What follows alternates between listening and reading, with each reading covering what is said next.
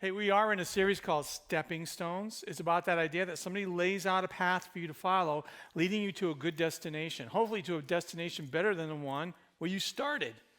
We see that all the time. We even see stepping stones of faith. We are in a series based on a book written by a man who was trained and mentored by Jesus, present when he spoke, wrote down what he experienced, sharing it with us, and now here we are following his advice on how he learned to take steps of faith in following Jesus. You know, when we think of stepping stones, we often think of rocks or a path. But you ever thought that this is great. This is a summary, right?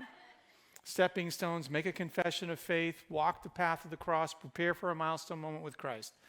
Now that you've remembered everything I've just said for the last 3 weeks, so I get you zoned in. Have you ever thought that a great path, different than a typical stepping stone, is a ropes course? Our teens recently went on the ropes course. I admire that our teens went on a ropes course. I hate ropes course because I don't like heights. I'm one of those guys that heights are not my friend. So some guy puts me up on a stand on top of a tree like I'm a squirrel and tells me that, you're 20 feet high, just walk across that rope to the other side, because on the other side are a bunch of boards suspended by ropes that you need to walk across. So when you get on the other side of that, there's a bunch of moving planks that are 30 feet in the air. You just need to walk over that so you can jump off the tree. God did not make me a squirrel. There's no big bushy tail coming out the other side. I hate ropes course. I admire people who do ropes courses, and I've done them. Because ropes courses are stepping stones to get you from one place to the other. And you know what the key element to a ropes course is? Faith. You have to trust that it's set up properly. You have to trust that the harness works. You have to trust that if you were to fall off, the person on the other end of the rope isn't going to shoot up into the sky as you fall to the ground. Ropes courses are all based on trust, which is faith. This morning, I want to look at this one passage out of Matthew's story where they're going to talk about the danger of little faith.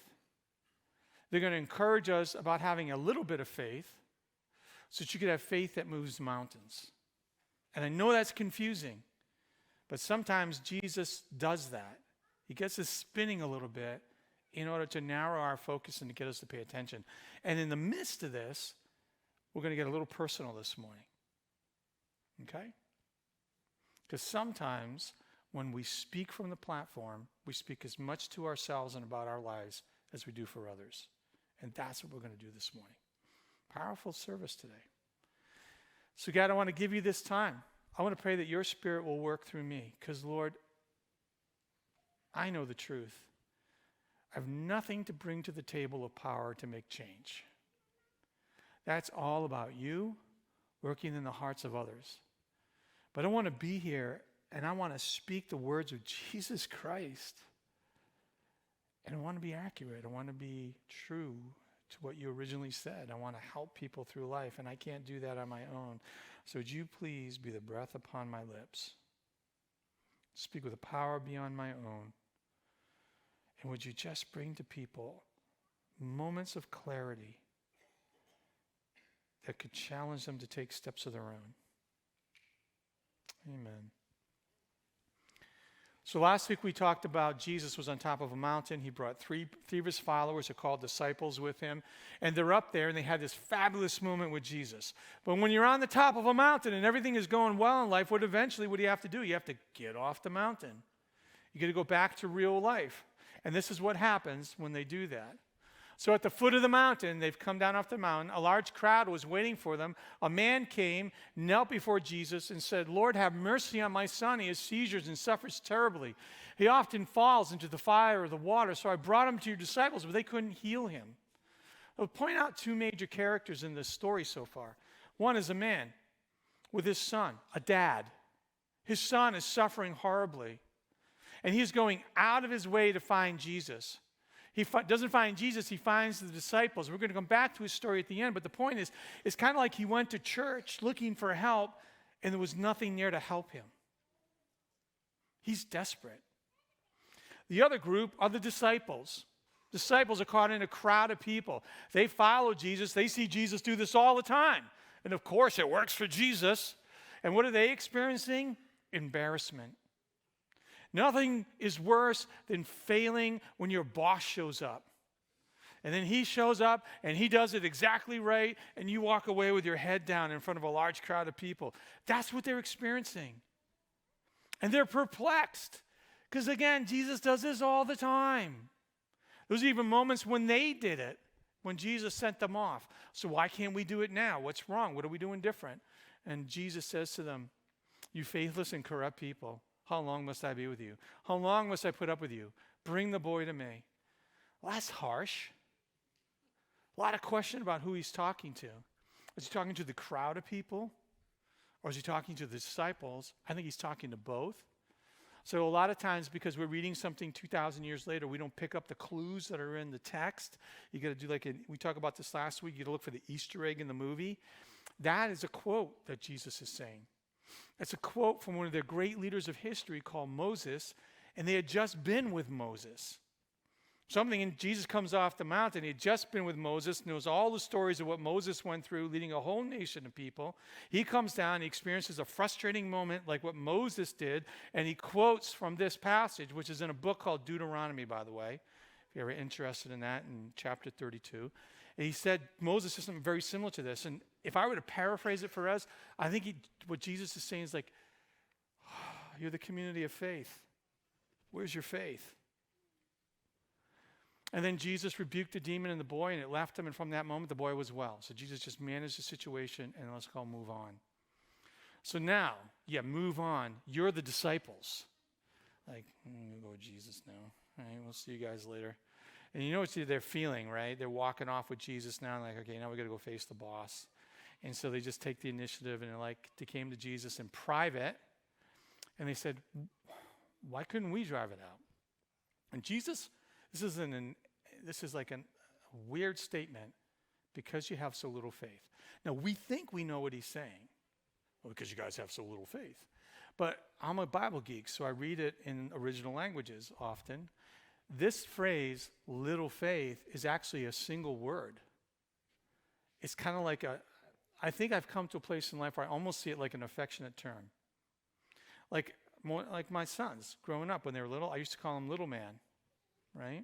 Hey, little man, how you doing? Hey, little man, want to go outside? Good morning, little man. That was just an affectionate thing I had for him. This is little faith. It's a rare word. Matthew is like the only one in the whole Bible who uses the word. Mark uses it once. He was another person who wrote a story of Jesus, and he actually is attached to one of these. I think Matthew, who was trained by Jesus, got used to being called little faith. And this journey with Jesus as they were starting. So when you come across a new word that you don't understand properly in a passage that kind of like, wait a minute, what is that all about? I just look at all the other times he uses the word. And he uses it a total of 5 times, including this. And we're going to look at this. And I want to ask you a question. And I'm asking me this. Are you a little faith? What does it mean to be little faith? So you have to go all the way back towards the beginning of Matthew's story of Jesus, in a place where he's collected the teachings of Jesus into something that many people know as the Sermon on the Mount. And this is in a little section of that about worry. And honestly, it's about financial worry, because you're not certain that you're going to be able to clothe yourself and put food on the table. And, what am I going to do? And Jesus said, because he's just looking at guys, look at nature. You never see the flowers on the internet. You don't see birds trying to get a hold of Amazon, right? He didn't literally say that, but kind of. He's like, God takes care of their needs. If that is how God clothes the grass of the field, which is here today and thrown into the fire, will he not much more clothe you, little faith? When you go to the gas pump and it's $5 a gallon, and now you're trying to figure out, am I going to get gas or am I going to buy food? Little faith, how are you going to respond? When you're going to the grocery store and you see the rising prices, apples, $3 a pound for apples, the cost of beef and meat rising and milk and all of that. And you're like, oh man, how are we going to afford this? What are you going to do? Little faith. Because the question that Jesus might ask us is, do you trust that I will provide for your needs? You know when faith is developed? When it's challenged. On a ropes course, you know when you develop trust for that person is when you step out onto a rope. And one of the ways that we get challenged by God to develop faith is with our finances. You want me to be generous? Have you seen the rising prices of houses and apartments? Do you trust that I will provide for your needs? Little faith. It shows up again. Now, this is from a scene. Some of the disciples were fishermen, commercial fishermen. They had a boat, and one of the ways to travel quickly, would go across the sea, was on a boat. Jesus was so wiped out, he actually fell asleep on the boat. A storm arises. Now, here's the thing. Commercial fishermen are kind of tough people. And when they get scared at sea in the middle of the storm, you should be petrified. Right? I mean, that's how it plays out. They turn around, everything's going crazy. They're really worried about dying, and there's Jesus asleep on a pillow in the boat. He was really tired, right? And they shake him awake, and they're like, and this is what they say in one of the accounts: do you not care that we're going to drown? Seriously? And Jesus replies, little faith, why are you so afraid? He got up, he rebuked the wind and the waves, and it was completely calm. When life is scary and you're afraid,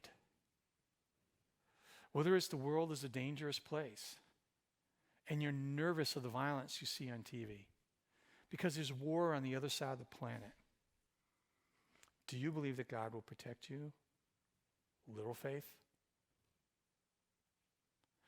When you're feeling insecure and anxiety is overwhelming you and you're wondering if you're going to be able to make it, and I don't know what to do in this world, there's disease, there's war, there's violence, there's all this, social unrest, the church is divided, and people are fighting together. Just look at social media. Do you believe I love you enough to protect you?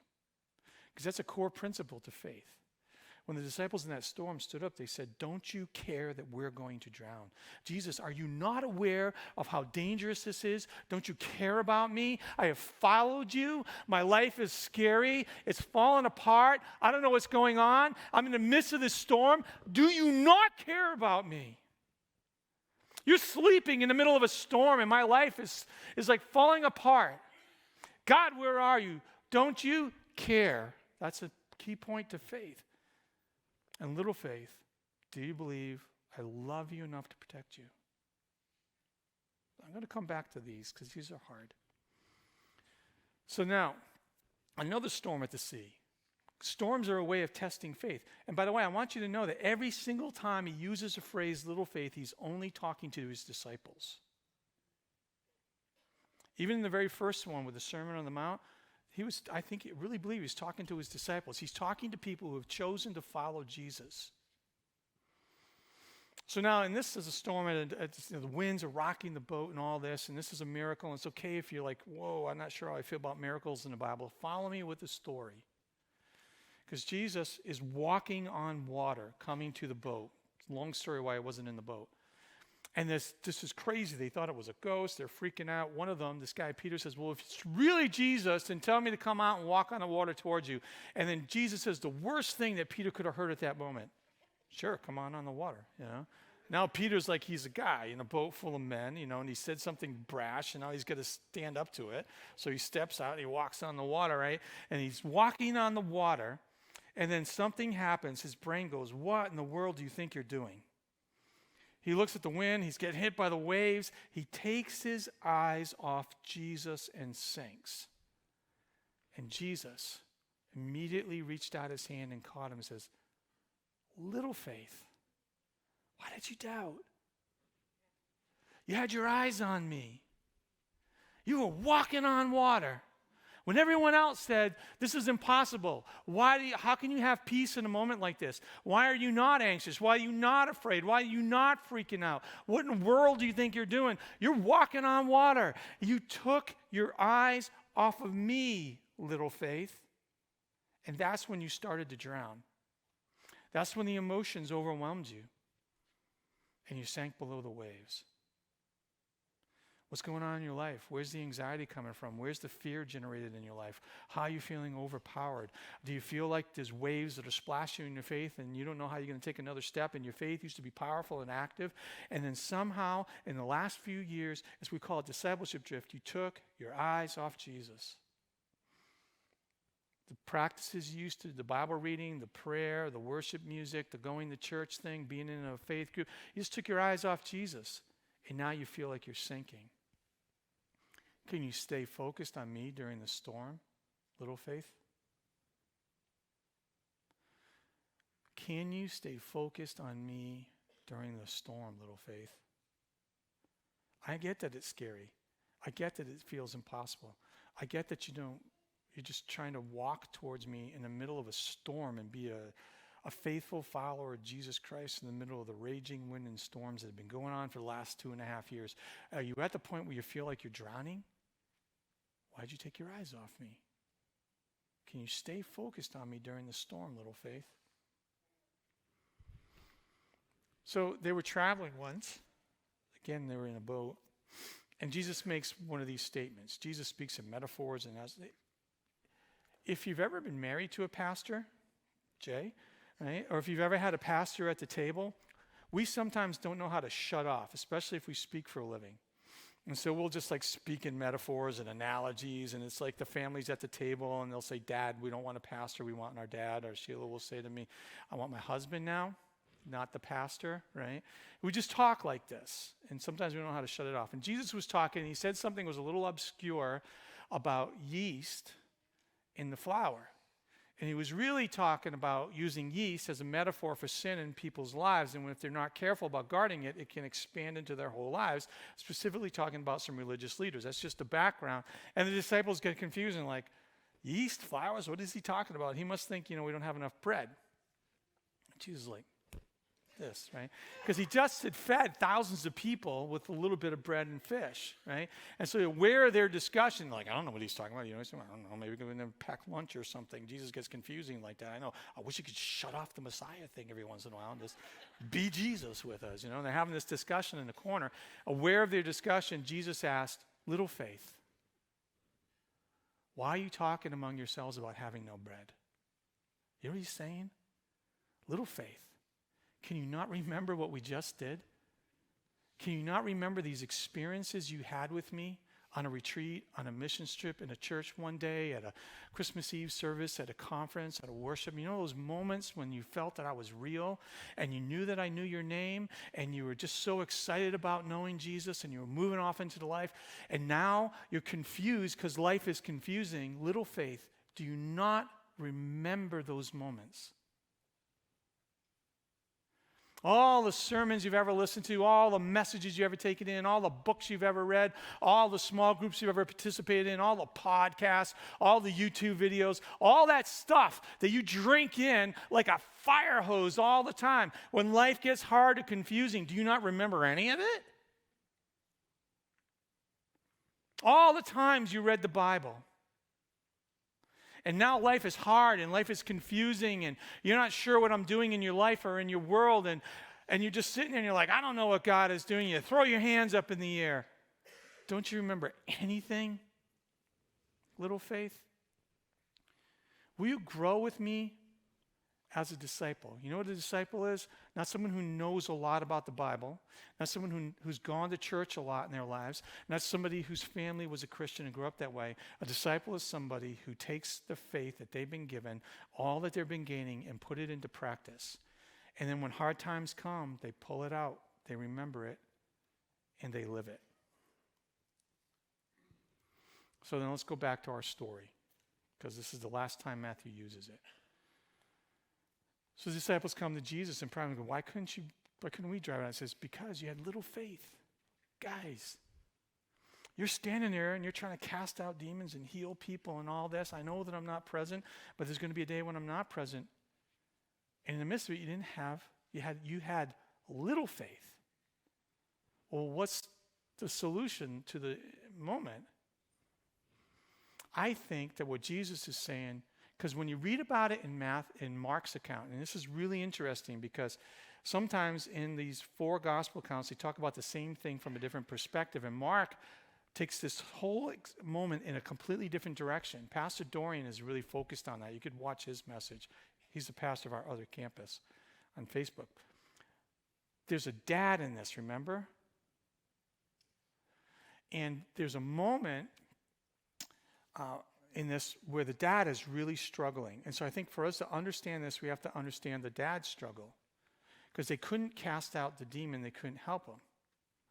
So Jesus goes on, he says to him, he's going to contrast him to the Father. Truly I tell you, you have faith as small as a mustard seed. If you have faith as small as a mustard seed, you can say to this mountain, move from here to there, and it will move, and nothing will be impossible for you. What do you mean faith is the size of a mustard seed? In that little jar is a mustard seed. Jesus is saying, if you want to solve little faith, have a tiny bit of faith. Now, if you're a Star Wars fan, it sounds like something Yoda would say, right? Oh, to solve little faith, must have tiny faith. Right? Thank you, Yoda, right? This is one of those moments. Now, I want to take you on my journey for a moment before I solve what I think is what Jesus is really trying to say. I have had little faith at times over the last couple of years. I'm in the boat with you guys. You know, it's a wonderful time for me that I gave my son my Prius and I bought a truck. Isn't that fun when I go to the gas station, right? Wow, what a great decision that was at $5 a gallon, you know? Or going to the grocery store, and with my cancer journey, I wanted to revolutionize my eating habits. Isn't it great buying all nutritious food when it's all more expensive at the supermarket? And I feel that fear at times rise up inside of me. How are we going to pay for this? There's no signs that the inflation may change. The war is not going to suddenly end. And even if it does, it doesn't mean that the world's going to be, all the costs around me are going to be fine. And I need to be generous at this time. Look, we've got deficit budget at the church and all this. I have little faith.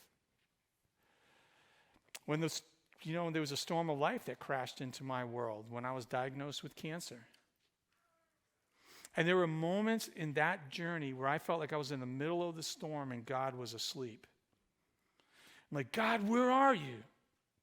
And I remember a couple of very specific points when I was glad that I was alone. I got angry. I got scared. Why am I going through this? God, this isn't fair.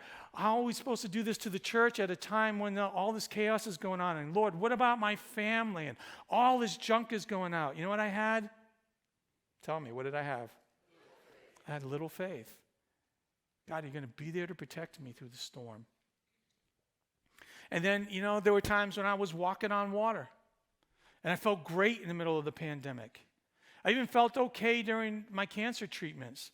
My eyes were focused on Jesus, and I felt like I was walking on water. And I let the busyness of life overwhelm me, and I was drawn away from Christ, and I wasn't completely centered on him in the middle of walking this. And guess what happened? I started to drown some. Anxiety, confusion, frustration began to overwhelm me. I feel like I'm sinking below the waves. And at that moment, guess what I had? Yeah. And there were times in this whole journey, I remember sitting, so I do a spiritual practice in the mornings where I sit with God and I pray and I read the Bible and I journal what I was praying. And I remember in this journey, I was like, God, I don't know what to do. I just don't know what to do, God. There's no manual on the pandemic, right? There's no manual for Christians handling cancer. I understand people are like, well, the manual is the Bible. It's a pretty big book, right? And I'm sitting there, and in the middle of it, I was like, God, I don't know what to do. And I really felt God say, let's work on everything you already know. So I began to journal it. I began to bring back my reflections. But when I was sitting there and I was confused in the middle of that moment and I didn't know what to do, and I'm a pastor who's been all the way through his doctoral program, and I couldn't recall these things because life was scaring at that moment, guess what I had? Yeah. And when we walked through the building and there was a huge flood and tiles are falling down and there's puddles of water in the middle of the pandemic, you can't have more than 60 people in worship. And now we can't even have those 60 people in here. And then we were renovating the facility and we're trying to figure out where we're going to do worship. We had deficit budget. We had people who were yelling at us for wearing masks and people who were yelling at us for getting together. Chaos of politics all around us, social unrest. And I'm a pastor in the middle of it. Like, God, I just don't know what to do. I can't change this situation. I was overwhelmed. I can't change this situation. Guess what I had? What did I need? I needed faith the size of a mustard seed. What does that mean? If you have faith as small as a mustard seed, you can say to this mountain, move from here to there, and it will move. Mike, nothing's going to be impossible for you if you have a mustard seed faith. All right, what does that mean? Take it into the context of the story, because I think there is a demonstration of mustard seed faith in the story if we read it in Mark. Because in Mark, here's a dad who goes out of his way to seek out God in the middle of a personal crisis. He doesn't have the power to change his son's health condition. So he works hard to find Jesus, because it's not like there are pins. It's not like Jesus drops a pin, pushes it out on social media. Hey, hanging with the gang out here in Galilee, follow the pin, love to see you. Right? There's nothing like that. He has to drag his son with this condition through villages and towns and distances. Have you seen Jesus of Nazareth? Do you guys know where he is? He was just here a little while ago. We think he went north. All right, I'll try going north, until he found the disciples. It took a lot of work. And when the disciples couldn't help his son, and here's his poor son in the middle of a crowd surrounded by disciples, it's not getting better. As a matter of fact, it's embarrassing. And he feels like the disciples have failed him. He didn't leave. He waited for Jesus to show up. And when Jesus showed up, he just dumped the situation on him. And Mark tells us he actually makes a statement where he says, if you can do anything. And she's like, if? And this is the Father's prayer. It's my favorite prayer that comes out of the mouth of somebody not Jesus in the Gospels. I do believe. Just help me overcome my unbelief. And that's a mustard seed prayer. A mustard seed prayer is, God, I don't know how I'm going to pay the bills. I don't know how financially we're going to navigate this season. I'm nervous. Help me to trust you. Right? A mustard seed prayer is, God, I'm scared. There's a storm raging. I'm afraid. And there are times, Jesus, where I don't know where you are. Help me to see you in the storm and to trust you. A mustard seed faith is, Jesus, I took my eyes off you. I started to drown. I feel overwhelmed by these emotions. When I reach out to you, Jesus, take my hand and pull me back. Help me to refocus on you. A mustard seed prayer is, Jesus, I'm sorry that I forgot these things, but I'm going to sit here with you. I'm going to read this Bible. I'm going to pray. Would you please bring back the lessons of the past so that I can find security and strength in the presence even when I don't know what to do? Mustard seed faith is, Jesus, there's no manual for the pandemic.